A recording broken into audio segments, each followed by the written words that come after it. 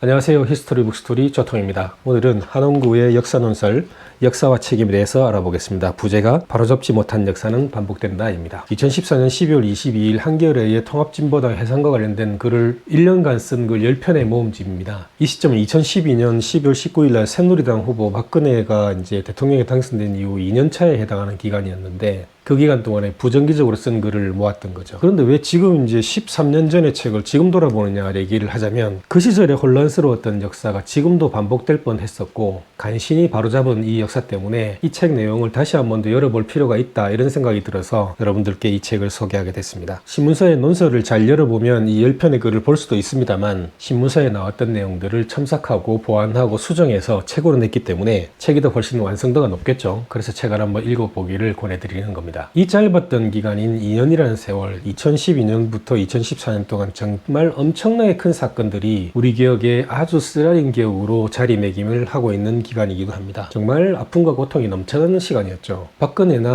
전 정권이나 일찍 탄핵과 정리가 되지 않았으면 국가가 구렁텅이로 빠질 수 있었다라는 생각을 한원구 저자는 글을 통해서 밝히고 있습니다. 세월호 사건이 있었고 통합진보당의 해산, 전시작전권의 사실상 포기, 그 다음에 간첩 조작 사건들이 일상으로 벌어지는 시기였습니다.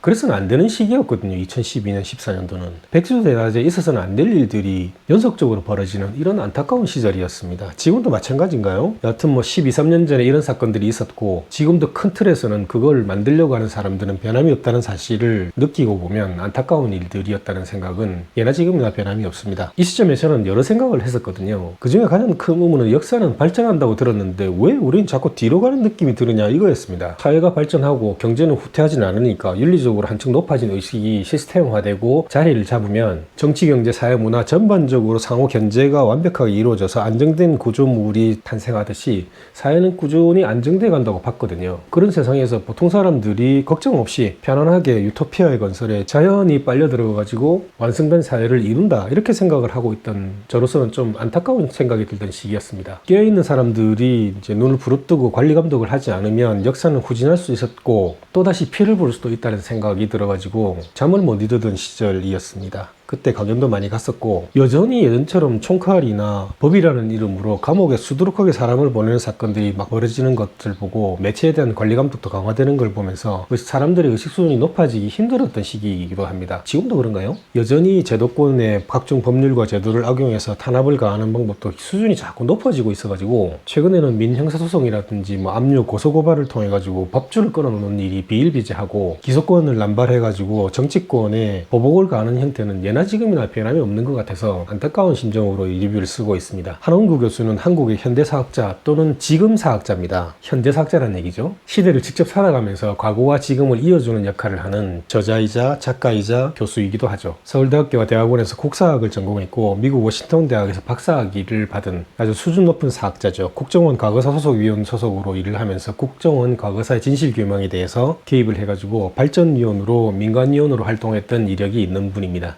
일명 닉네임이 걸어다니는 한국 현대사라고 불리는 이 시대의 대표적인 역사학자인 저자는 김일성이 항일 무장투쟁 시위로 박사학위를 받은 일명 김일성 전문가입니다. 저자는 꿈꾸는 권리조차 박탈당했던 한국 현대사의 금기들을 톡톡 건드리면서 통쾌하게 고발했던 이력이 있는 아주 멋진 사학자입니다. 연구와 공부만 강의만 지속하는 게 아니라 배운 내용을 실천하는 실천사학자의 모습을 보여주기 때문에 만인의 존경을 받고 있기도 하죠. 우리는 반면에 잊지 말아야 될 사실마저도 쉽게 잊어버리기 때문에 이런 지식인들이 계속 잊지 말라고 계속 강의하고 책을 내고 피를 토하고 있는지도 모르겠습니다. 아무튼 예나 지금이나 어렵기는 마찬가지 같은 지금 세상살이는 2012년도가 14년도에는 만만치 않게 어지러웠던 시절이었습니다. 그 시점에 한원구 교수는 세상 돌아가는 기현상을 팍 열어서 들여다보고 바로잡아야 되는 몇 가지 사안에 대해서 꾸준히 기고를 했던 거죠. 그 기고한 논설들의 모음 10편이 담겨 있습니다. 그래서 부제가 한원구의 역사논설, 바로잡지 못한 역사는 반복된다라고 제목을 정하고 출발합니다. 출판사라든지 아니면 더벙커라든지 이런 여러 가지 강좌에서 한원구 선생의 강의가 있다는 얘기가 들리면 저녁에 시간 내서 꼭 들러서 들었던 기억이 나는데 유명한 저서인 사법부 출판 기념회에서 그 당시에 인권 변호사라고 알고 있었던 최광욱 변호사와 함께 그것 말고도 다양한 강의에서 한원구 저자의 냉철한 시각으로 역사를 바라보는 깊이 있는 강의를 여러 번 접했습니다. 그의 저서 중에 이제 제가 읽었던 책들은 특강, 지금 이 순간의 역사, 한국공산주의 운동사, 이 책은 번역을 했죠. 신영복 함께 읽기. 그 책 중에 4권을 봤는데 이 4권도 시간이 되면 천천히 리뷰를 한번 해볼까 합니다. 내용이 참 재미있고 예리합니다. 그걸 우리는 통찰력이라 부르죠. 여러 번 말씀드린다면 한홍구 저자의 특징은 해박한 지식과 과거의 법률과 당사자들이 어떻게 얽히고 꼬여가지고 지금까지 이르는지 흐름을 잘 꿰는다는 게 핵심입니다. 사람들이 이게 편린으로 기억을 하고 사건 위주로 기억을 하지만 이 사건의 주요 당사자들이 어떻게 연결되어 있는가를 꿰보면 악의 흐름과 선의 흐름이 대립하고 있다는 게 보이고 그놈이 그놈이었고 그놈이 그놈이라는 걸 설명을 해줍니다. 우리가 종적인 역사는 잘 알지만 횡적인 역사를 이렇게 꿰일 수는 없거든요. 그걸 꿰려면 전체적으로 다 알아야 되기 때문에 그 내용을 이해하기 어려운 부분 속 시원하게 설명해 주는 게 핵심입니다. 다시 말해서 한 교수의 책과 강연들을 따라가지고 박자를 맞춰가다 보면 해박한 지식은 기본이고 역사의 전후와 좌우 배경 등을 둘러보게 돼서 심도 있게 정확하게 줄기를 잡아주는 힘이 생긴다라는 게 핵심입니다. 역사를 대하면서 엄밀하게 봐야 될 사안들에 대해서 병렬로 같이 읽어 들어가면 확인되는 여러 안타까운 점, 긍정적인 면, 부분적인 면도 같이 보인다는 얘기입니다. 찢어서 볼 게 아니라 한 통으로 봐야 된다는 얘기를 하고 있습니다. 1945년과 1950년은 해방과 한국전쟁이라는 감당하기 힘든 고비를 넘으면서 많은 사람들이 깊은 상처를 얻고 국토는 반으로 갈라졌고 일제부터 입은 상처가 채 안 물기도 전에 그 주변 강대국의 이념에 의해서 둘로 나누고 마주보면서 으르렁대고 있는 시점이었는데 그때의 논리가 지금까지 이어지면 안 되는 건데 어느 순간에 자르고 파묻고 가야 되는데 아니면 승화하고 가야 되는데 아직 그걸 못하고 있는 게 핵심인 것 같고 불과 수십 년도 되지 않아서 지구촌은 다들 한 가족이 돼가지고 이념과 총칼이 아닌 달러와 유로, 위안으로 한 나라가 되고 전쟁으로도 못 넘는 국경을 달러로, 유로로, 위안으로, 엔으로 여권을 들고 넘어가는 세상이 됐는데 아직도 우리는 아군과 적군으로 주적으로 남한과 북한은 서로 대립하고 있다는 게 안타까운 거죠. 이런저런 사유로 정통성을 확보하지 못한 채 총과 칼로 정권을 잡아버린 사람들은 민주화의 의지를 최루탄과 법률로 얽어 넣어가지고 민주화도 참된 분배에도 관심을 가지지 않았던 사람들이 넘쳐나던 시절이 있었죠. 정권의 영원함을 위해서는 삼성개헌을 했고 그것도 모자라서 자신의 정권을 비판한 모임들을 반국가단체, 내란선동제의 제목을 씌워가지고 인간으로서 참아할 수 없는 고문들을 통해가지고 억지로 만들어낸 간첩조작도 서슴지 않던 사람들도 있었습니다. 그것도 모자라서 민주화를 요구하는 정치인들에게 내란 음모라는 죄를 지어가지고 납치, 살인까지 서슴지 않았던 사람들도 있었잖아요. 그런 사람들이 역사 속에서 어떻게 흘러와서 지금까지 생존하느냐, 그 기득권이 어떻게 살아남아가지고 전시작전권의 행방을 포함해서 세월호와 관련된 역사와 책임 등 아주 순도 높은 수준의 역사 속 시사 논평을 읽을 수 있는 게 이 책입니다. 책 속에서는 순도 높은 간첩이 사라지는 이유와 내란의 추억, 이런 글을 읽어보면 한숨이 나오면서 우픈 얘기가 흘러 쏟아져 나옵니다. 간첩 조작과 내란죄 등이 숨겨지고 고문받고 조작된 증거가 그를 기반으로 내려진 판결들이 아직도 손해배상 보상을 받지 못한 현실, 심지어는 사후 명예까지도 아직 회복하지 못한 부분들이 많고 군사정권의 앞잡이들이 화려하게 변신해서 현 정치권에서 어떻게 기득권을 행사하고 있는지도 알 수 있는데 이 부분에서는 분노를 금할 수 없었던 기억이 새롭습니다. 이래서 누군가는 기억을 해야 되는 거고 누군가는 말해야 된다는 겁니다. 그 역할을 한 교수가 찾고 기억하고 말하는 행위를 하는 민족학자이자 역사학자이자 현 시대 역사학자, 현 역사학자입니다. 역사를 두려워하지 않는 대통령들이 군림하는 이 나라에서 근현대사를 공부한 죄로 여기저기 역주행 현장을 발로 뛰면서 세월호, 역사와 책임, 간첩조작의 역사, 내란공화국, 대한민국의 재헌헌법의 존재 이유, 통합진보당이 해단되는 과정, 그 과정 속의 문제점, 거기다가 사법 엘리트 김기춘이 살아남은 역사, 그 역사 속의 전시작전군의 행방은 어디로 가느냐, 어디로 가는 것이 진리인가, 어디로 가는 것이 지금의 우리가 가야 될 길이 맞느냐에 대해서 이야기를 해주고 있습니다. 책으로 들어가 볼까요? 우리가 믿을 것은 우리 자신의 내재한 이 복원력밖에 없다. 더 이상의 대한민국호를 책임지지 않는 자들, 위기의 순간에 무엇을 해야 될지 모르는 자들에게 맡겨둘 순 없다. 살아남은 자의 슬픔을 간직한 이들은 자신들이 움직여야 됩니다. 역사는 책임지는 사람들의 것이라는 겁니다. 우리 역사는 우리가 책임져야 됩니다. 세월호는 우리에게 존엄한 질문을 던집니다. 과연 책임이라는 것은 무엇인가? 역사 앞에서 책임진다는 것은 무엇인가? 속옷바람으로 도망치는 어처구니없는 선장의 모습이 낯설지가 않죠. 그 기가 막힌 모습을 우리는 역사의 굽이굽이 여러 현장에서 많이 봐왔던 것과 오버랩이 되지 않나요? 어쩌면 그 징글징글한 모습을 또 보게 됐다는 게 안타깝습니다. 세월의 악마라 불렸던 이 선장은 어느 날 갑자기 하늘에서 뚝 떨어진 게 아니라는 겁니다. 우리 역사 속에 세월호의 악마보다 더하면 더했지 결코 덜한 악마들이 너무나도 많다는 겁니다. 독재의 편에 서가지고 헌법을 파괴하고 민주주의를 말살한 자들의 명단이 언젠가는 정리를 하겠다고 한홍구 교수는 단언하고 있습니다. 기대가 되죠? 이 한국전쟁에서 최초의 승산도 없이 무모하게 강행된 의정부 반격작전이 실패로 돌아가는 바람에 인민군들이 서울 입성이 시간 문제로 더 흘러갔다는 사실은 아무도 얘기 안 하고 있습니다. 서울 시민의 피난에 대해서는 일제 계획을 세우지 않고 수원으로 천도할 계획만 결정을 했던 겁니다. 이승만은 태운 열차는 수원에 멈추지 않고 계속 갔거든요. 새벽 5시에 대전을 통과해가지고 오후 10시에 대구까지 갔습니다. 근데 너무 멀리 왔다고 생각했던지 다시 기차를 돌려가지고 대전으로 거꾸로 왔었거든요. 이 사실 아무도 모릅니다. 그 후 방송을 통해가지고 자신의 피난을 알리지 않았고 신문과 방송에서도 열심히 잘 싸우고 있다고 안심을 시켰던 거거든요. 생업에 종사를 놓고 말을 해놓고 자기들만 빠져나간 뒤에 다리를 끊어버리는 것도 문제지만 정말 있을 수 없는 일은 폭파 당시에 한강다리에 최소 500명에서 최고 800명의 피난민들이 가득했다는 겁니다. 그럼에도 터뜨렸다는 거죠. 말이 안 됩니다. 명령에 의해서 이제 다리를 터뜨렸던 29살의 최창식 대령은 사형을 당했죠. 최병덕도 의문의 죽음을 당하고 그의 죽음은 어느 쪽에서도 대우받지 못한 아무 의미 없는 죽음이 되어버린 겁니다. 한강다리 현장에 공병감 최창식과 참모총장 최병덕, 국방부 장관 신성모를 거쳐 이승만으로 이어지는 한강다리 폭파 명령체계는 이렇게 진즉 그 중간고리를 잘라버렸던 거죠. 꼬리 자르기의 대표적인 전형입니다. 부역자 처벌과 관련된 비인도적인 고문을 금지하고 부녀자는 불구속 취조를 원칙으로 하라는 지시가 떨어졌습니다. 그 이유는 부역자로 끌려간 사람들 중에 여성들도 굉장히 많았었는데 이들을 가둬놓고 온갖 못된 짓을 자행했기 때문이라고 합니다. 이 반공 청년들도 하루아침에 만들어진 것은 아니고 이들은 일제가 키운 군국 소년들이었습니다. 정작 일본에서는 패전하고 난 다음에 미군이 군국 소년들의 머릿속에서 군국주의 물을 빼는 작업을 했는데 분단된 한국에서는 미군이 그런 제스처를 취하지 않았던 거죠. 전쟁이 터지자 군국 소년들은 군인이 돼가지고 전쟁을 치렀고 박정희 시절에 이들은 향토 외분이 돼가지고 일하며 싸우고 싸우며 일하세를 외쳤죠.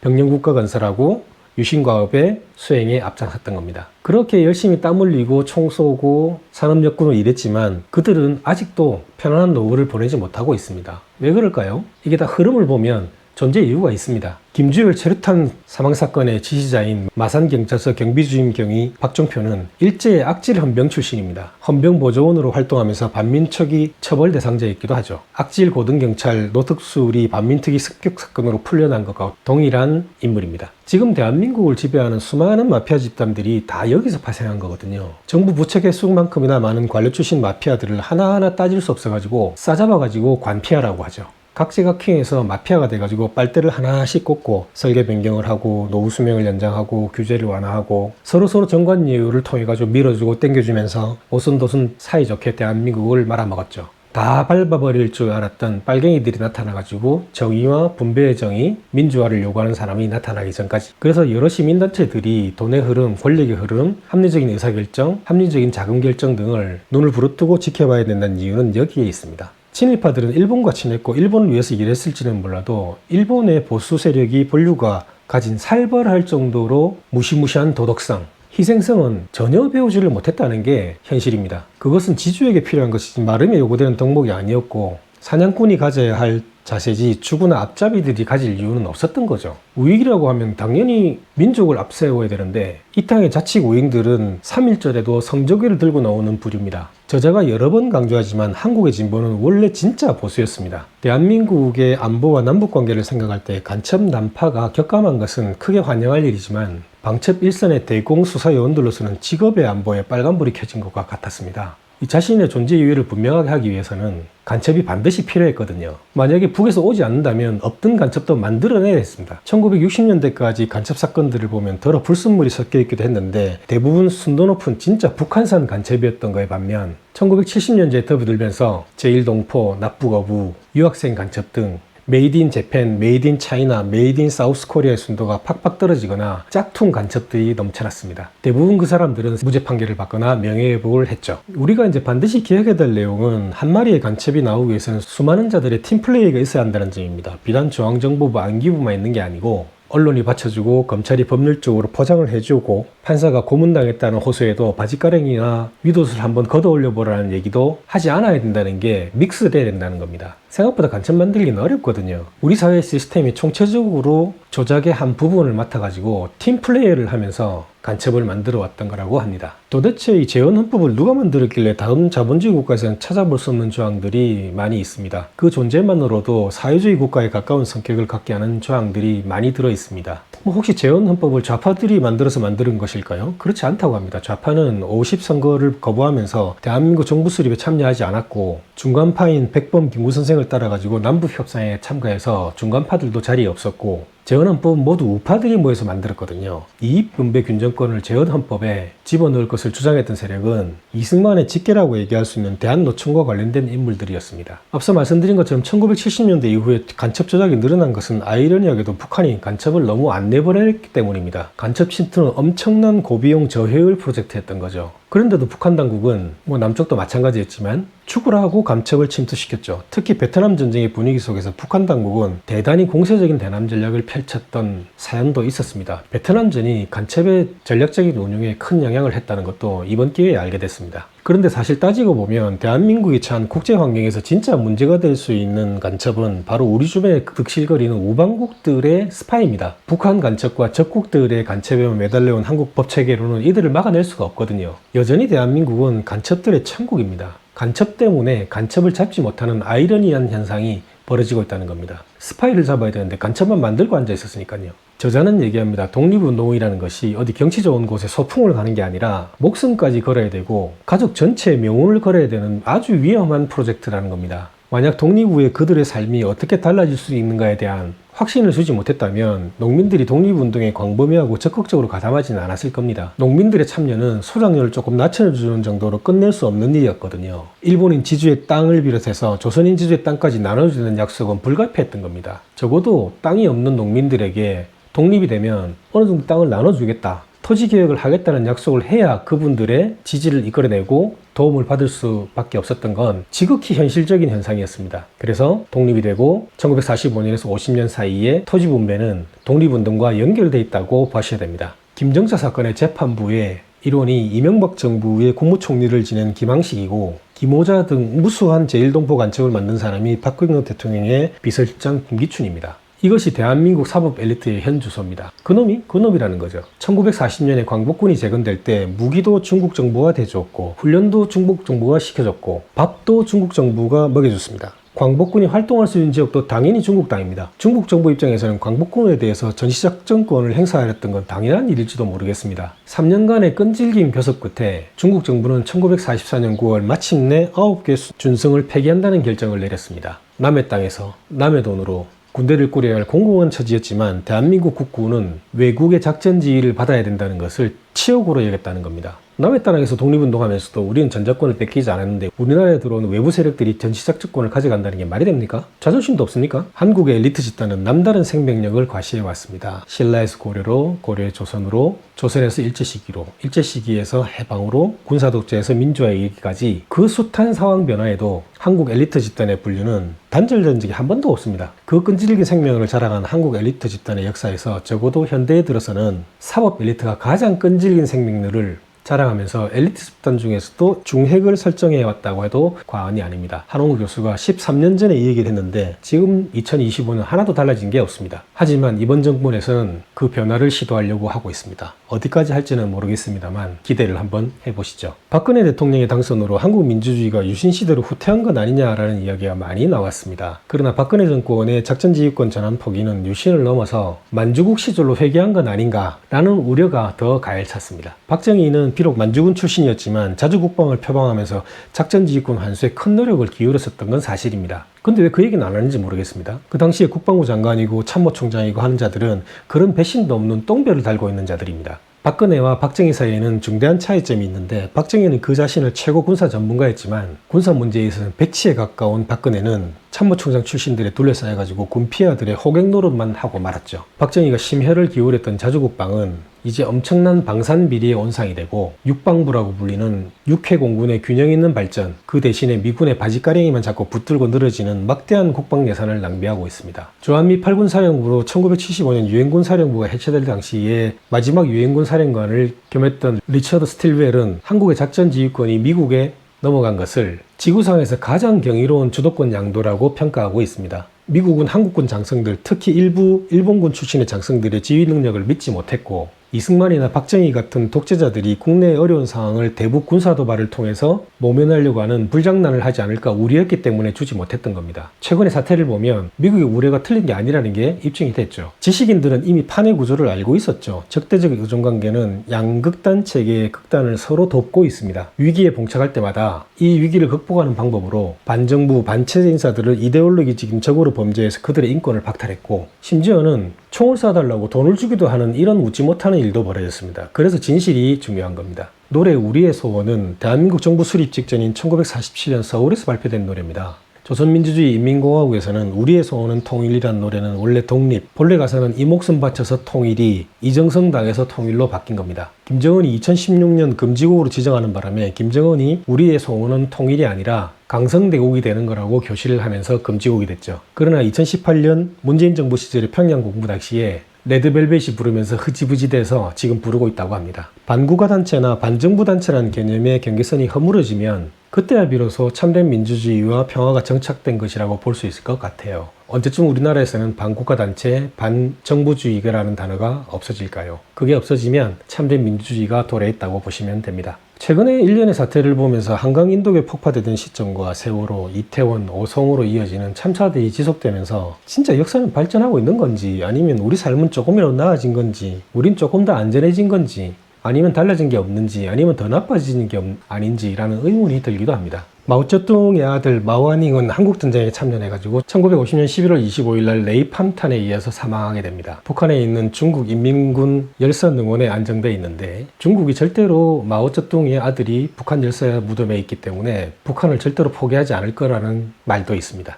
대한민국은 법적으로 보자면 내란죄로 처벌된 사람들의 숫자와 범죄 이력으로만 본다면 내란공화국입니다. 박정희는 내란전과 3범입니다. 대통령이 내란전과를 다시 이어간, 부끄러운 역사를 이어간 대통령이 하나 더 탄생했다는 게 그저 안타까울 따름입니다. 먼저 위에서 말씀드렸습니다만 재헌헌법은 노동사권의 보장, 광물과 자원, 주요 통신, 금융, 보험 등을 국유와 공용화한다는 원칙을 세웠습니다. 참 바람직한 헌법이었습니다. 우익이 만든 헌법인데도 이렇게 완벽할 수가 없습니다. 여러 가지 형태의 교육과 SNS를 통해서 정치의식이 높아진 국민들이 지금 우리나라를 가득 채우고 있는데, 현 시점의 유권자들은 야당의 선명성이 오히려 더 약해지고 기득권화되고 있는 걸 뻔히 지켜보고 있습니다. 그게 지난 총선 때 의원들의 물갈이가 되고 다양한 계층의 유권자들이 새로 부상하는 것을 보면 SNS에 역기능이 많기는 합니다만 정치에서는 빠르고 정확한 의사들이 전달되고 있는 순기능도 제법 있다라는 생각을 들게 합니다. 이 책을 보면서 늘 생각을 하게 됐습니다. 어디까지 역사이고 어디까지가 현재인가? 역사는 이어진 거라고 얘기를 하지만 그 이음을 가지고 어떻게 미래를 향할 것인가라는 생각을 많이 하게 했습니다. 이 사학자들은 읽고 쓸고 말하는 것으로 책임이 끝나는 것인가에 대해서도 의문을 품지 않을 수 없습니다. 최근 일련의 사태를 보면서 진정한 역사에, 참된 진행에 답해야 될 의무가 사학자들한테 있지 않을까요? 근데 대부분의 사학자들은 입을 닫고 있었죠.